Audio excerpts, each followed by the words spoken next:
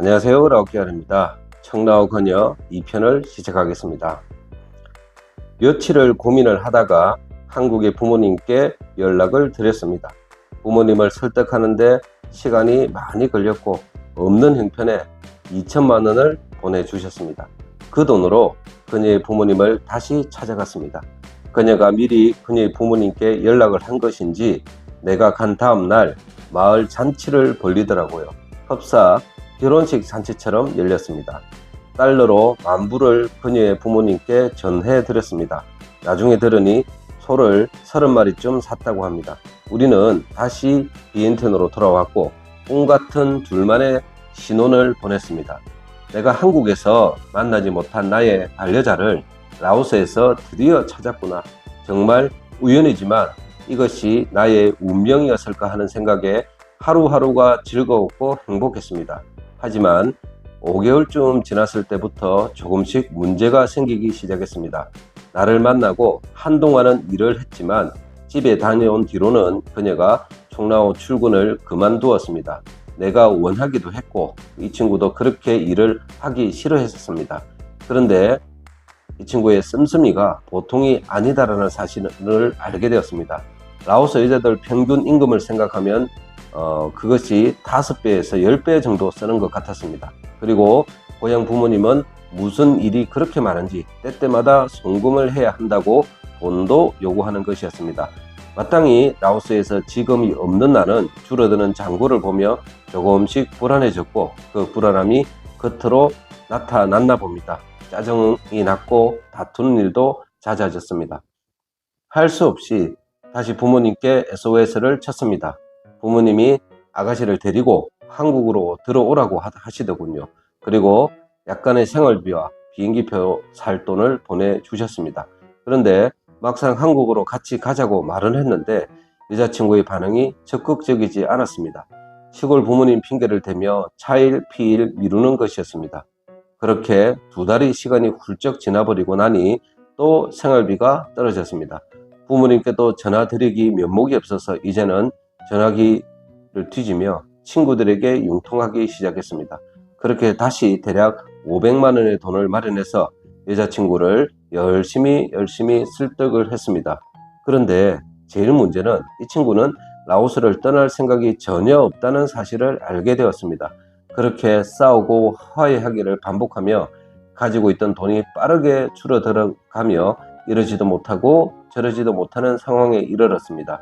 그녀를 두고 혼자 한국에 간다면 틀림없이 나를 떠날 것이고 그렇지 않는데도 이 생활을 계속 지속할 수는 없고 정말 난감했습니다.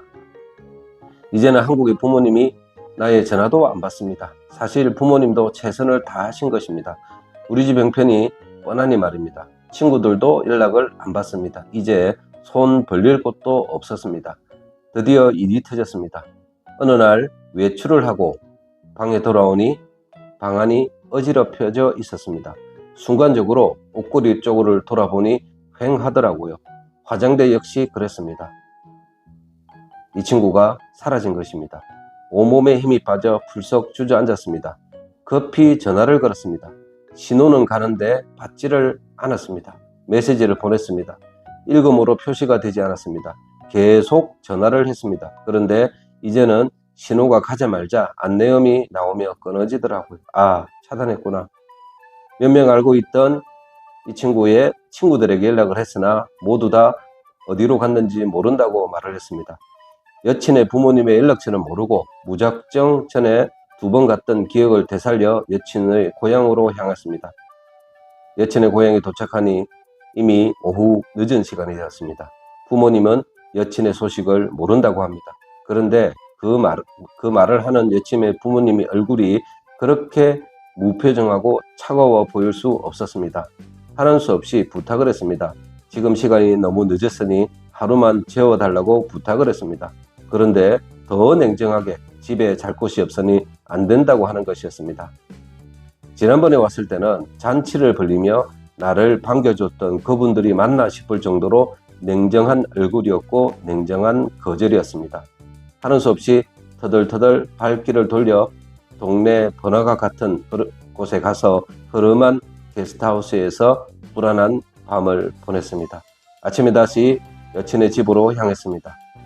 그때 보니 30마리로 시작한 소가 거의 3배가 될 정도로 소가 많아져 있었습니다. 그래서 번역기 돌려가며 손짓 발짓 아는 라오스말 총동원해서 지금 사정을 말했습니다.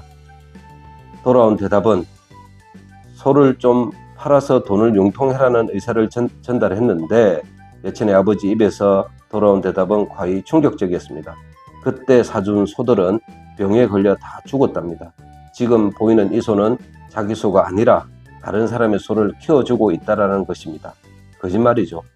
나는 거짓말이라는 사실을 알았지만 더 이상 대화를 이어나갈 힘조차도 그런 희망도 보이지 않았습니다.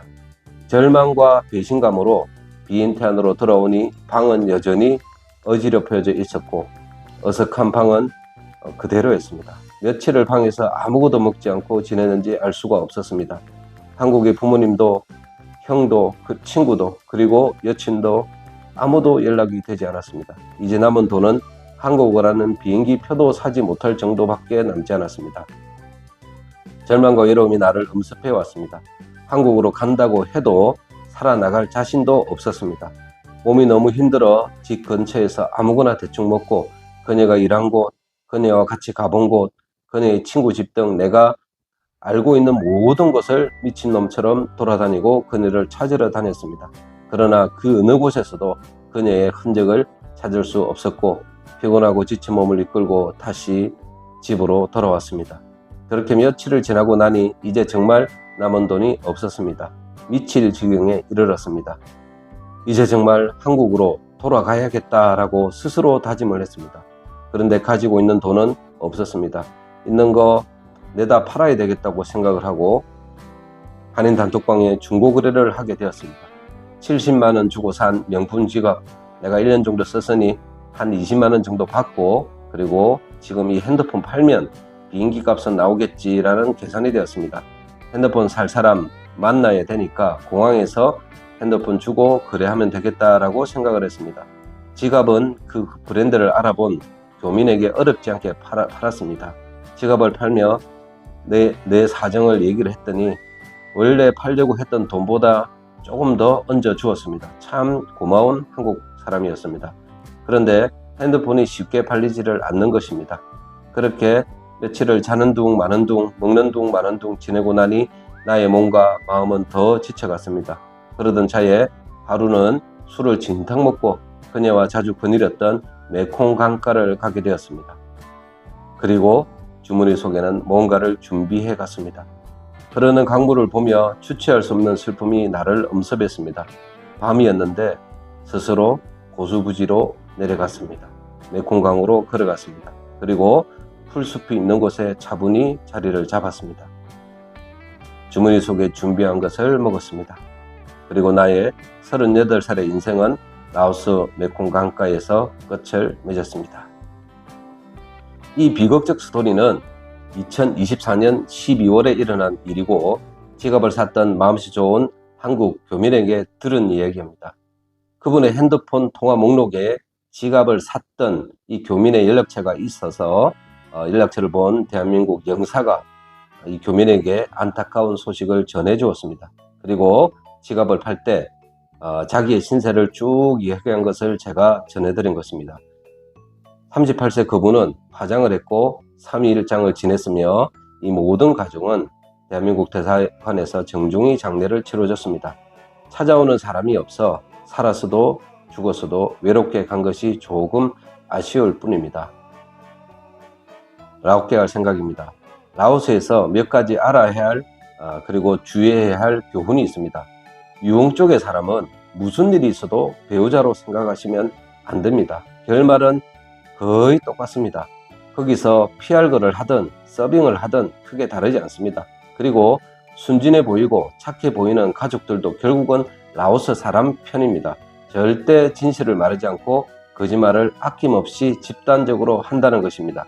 결국 딸을 통해서 전해지는 돈의 달콤함을 버리지 못한다는 것이겠죠. 그리고 여기는 외국입니다. 모든 일을 결정할 때 절대 혼자 하시면 안 됩니다. 그리고 혼자 다니시면 안 된다는 생각입니다.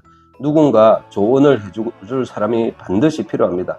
혹여 이런 일이 생기더라도 챙겨주고 수습해줄 누군가가 한 명쯤은 반드시 있어야 한다는 말입니다. 반드시 그래야 됩니다. 라오스에서 연애는 반드시 오픈하고 다른 한국 사람들의 잔소리를 꼭 들으셔야 합니다. 그래야 탈이 덜 합니다. 연애하는 일이야 둘이 속닥속닥 하면 재미나겠지만 재미 이외에도 큰 리스크가 항상 존재한다는 것입니다. 젊은 나이고 아직 여물지 못해서 그런가 하는 생각을 하는 분이 계실 텐데, 감정이 오간 후에 생기는 문제는 나이하고는 상관이 없습니다. 특히 정에 약한 정을 주는 한국 사람에게는 라오스 사람들이 이런 행동 때문에 입을 데미지가 상당하고, 정에 약한 것은 젊은 사람들보다는 나이가 든 사람이 더 하다는 것입니다. 모쪼록 라오스에서 연애 생활에 상처 입지 않고 모두 잘 되시기를, 그리고 현명한 선택을 하시기를 기원합니다. 감사합니다. 라오 깨알이었습니다.